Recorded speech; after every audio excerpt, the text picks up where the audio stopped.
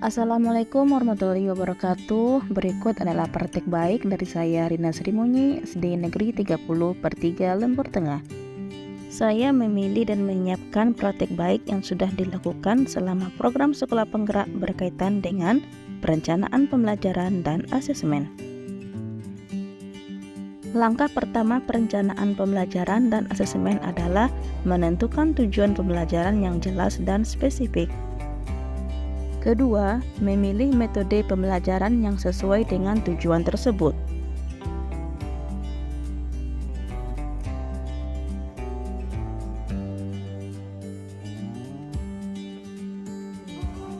Ketiga, menyusun materi pembelajaran yang akan disampaikan.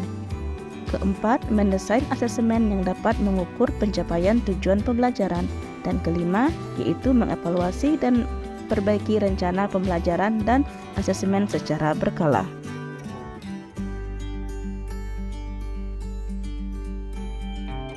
Dalam perencanaan pembelajaran, capaian pembelajaran saya gunakan sebagai panduan untuk menentukan materi pembelajaran, metode pengajaran, dan evaluasi pembelajaran yang sesuai. Dengan memahami capaian pembelajaran, saya merancang pembelajaran yang efektif dan dapat membantu siswa mencapai tujuan pembelajaran yang telah ditetapkan. Kemudian selanjutnya dalam perencanaan pembelajaran adalah merumuskan tujuan pembelajaran, merupakan sebuah langkah penting dalam perencanaan pembelajaran. Dalam merumuskan tujuan pembelajaran, saya memperhatikan standar kompetensi yang harus dicapai oleh siswa, serta mempertimbangkan kebutuhan dan kemampuan siswa dalam memahami materi pembelajaran. Hal ini akan membantu menciptakan lingkungan pembelajaran yang efektif dan efisien. Menyusun alur tujuan pembelajaran merupakan bagian penting dari perencanaan pembelajaran. Alur tujuan pembelajaran harus tersusun secara sistematis dan jelas, dimulai dari tujuan umum pembelajaran hingga tujuan khusus tiap pertemuan. Tujuan pembelajaran harus sesuai dengan kebutuhan dan kemampuan peserta didik, serta memperhatikan standar kompetensi yang harus dicapai. Dalam menyusun alur tujuan pembelajaran, saya melakukan evaluasi secara berkala untuk mengetahui apakah tujuan yang telah ditetapkan tercapai atau belum. Dalam merancang pembelajaran, saya mempertimbangkan faktor-faktor seperti tujuan pembelajaran, kurikulum, metode pembelajaran, dan evaluasi pembelajaran. Dengan merancang pembelajaran yang efektif, siswa dapat lebih mudah untuk memahami materi pelajaran dan mencapai tujuan pembelajaran yang telah ditetapkan.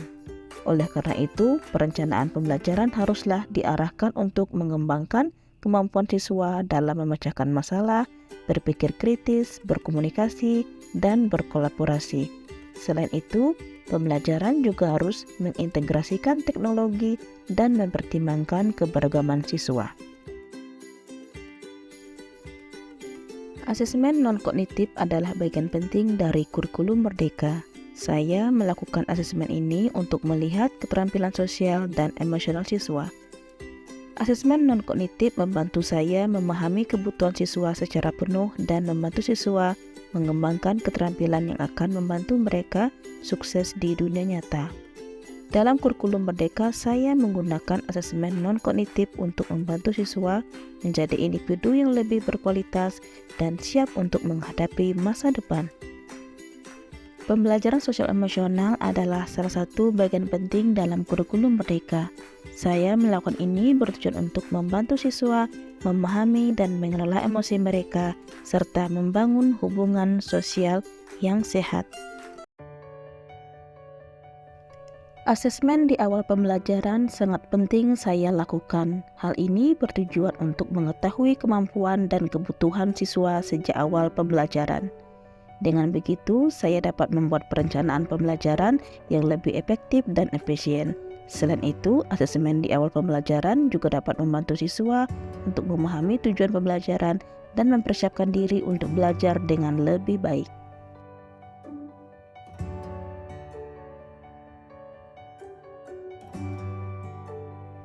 Dalam kurikulum Merdeka, Asesmen formatif digunakan untuk membantu guru memahami kemajuan siswa dalam pembelajaran. Saya dapat menyesuaikan metode pembelajaran dan memberikan bantuan yang dibutuhkan oleh siswa. Asesmen formatif juga membantu siswa memahami kekuatan dan kelemahan mereka dalam pembelajaran dan memberi mereka peluang untuk memperbaiki prestasi mereka.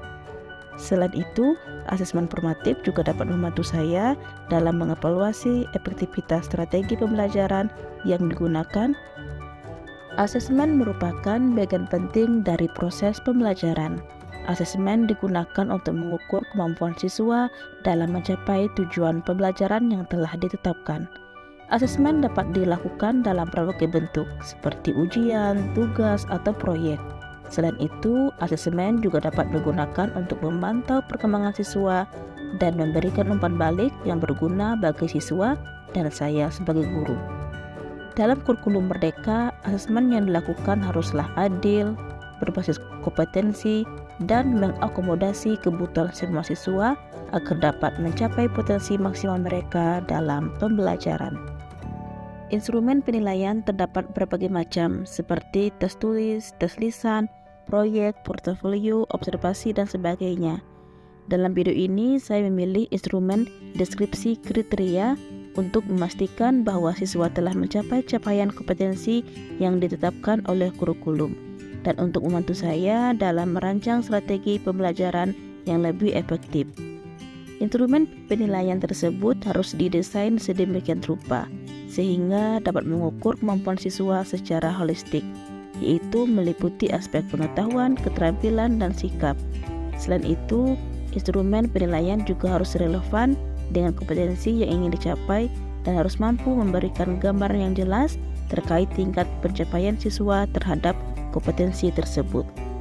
Asesmen di akhir pembelajaran merupakan salah satu komponen penting. Tujuannya adalah untuk mengevaluasi pemahaman siswa terhadap materi yang telah diajarkan selama periode pembelajaran. Asesmen dapat membantu saya dalam menilai kemajuan siswa, menentukan kebutuhan mereka untuk pengembangan lebih lanjut, serta untuk memberikan umpan balik konstruktif agar siswa dapat meningkatkan kinerja mereka di masa depan.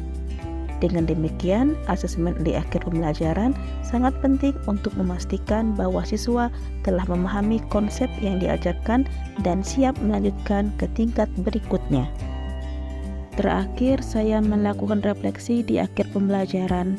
Melakukan refleksi di akhir pembelajaran sangat penting untuk mengevaluasi pemahaman dan pencapaian selama proses belajar. Dengan melakukan refleksi, saya dan siswa dapat mengidentifikasi kekuatan dan kelemahan yang perlu diperbaiki di masa depan. Hal ini juga membantu siswa untuk mengingat pelajaran yang telah dipelajari dan mengaplikasikannya di kehidupan sehari-hari. Terima kasih sudah menyaksikan praktik baik yang sudah saya lakukan selama program Sekolah Penggerak dalam bidang perencanaan pembelajaran dan asesmen. Wassalamualaikum warahmatullahi wabarakatuh.